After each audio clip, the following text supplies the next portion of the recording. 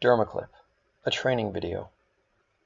Before using DermaClip, please refer to the full instructions for use available on the DermaClip website. This video is a visual supplement. Module 1. The locking mechanism. Ensuring the device is locked properly is a critical training element.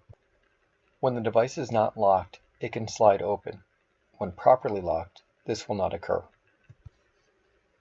To begin the exercise, remove the pad of devices from the package.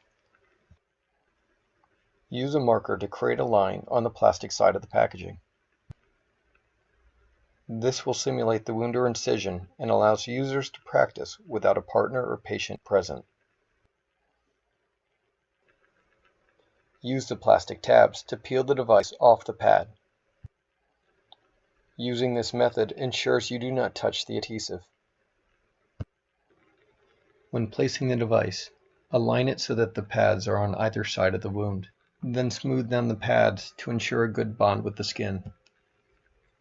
Now pull the tabs down and out till a click is heard and felt, signaling locking.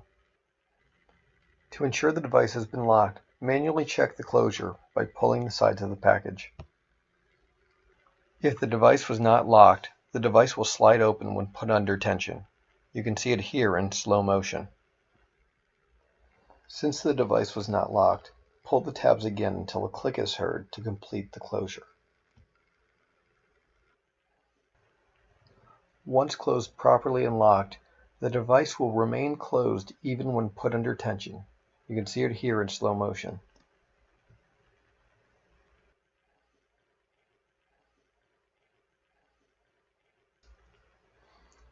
Outside of a training environment, you can still manually check the locking of the device.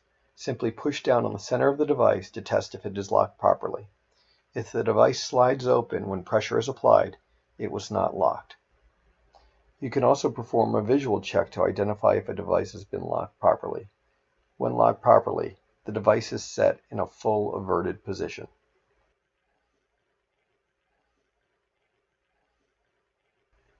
You have completed Module 1 on the DermaClip locking mechanism.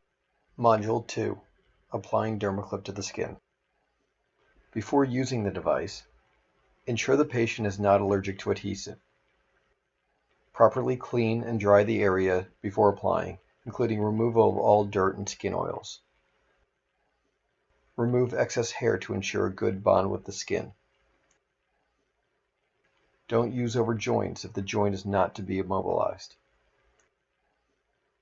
Never use petroleum-based antibiotic ointments or creams on or near adhesives.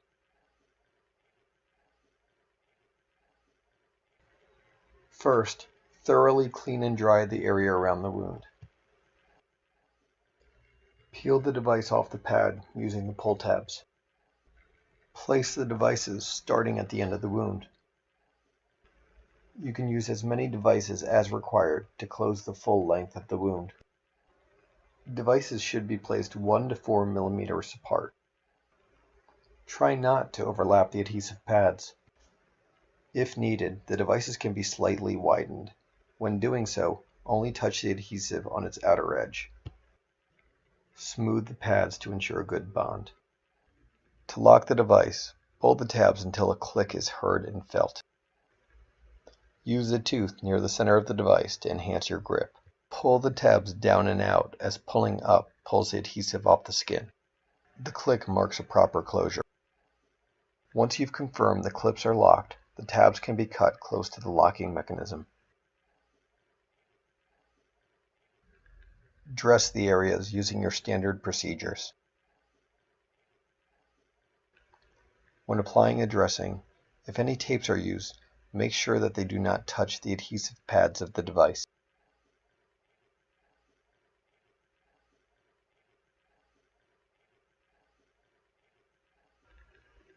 If permitted by a medical professional, patients can remove the devices by themselves.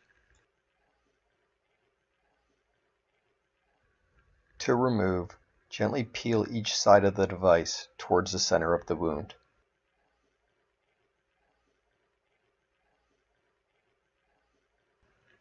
Using this method helps reduce strain on the recently healed wound. If needed, Using a lotion or oil-based product will facilitate the removal of the adhesive.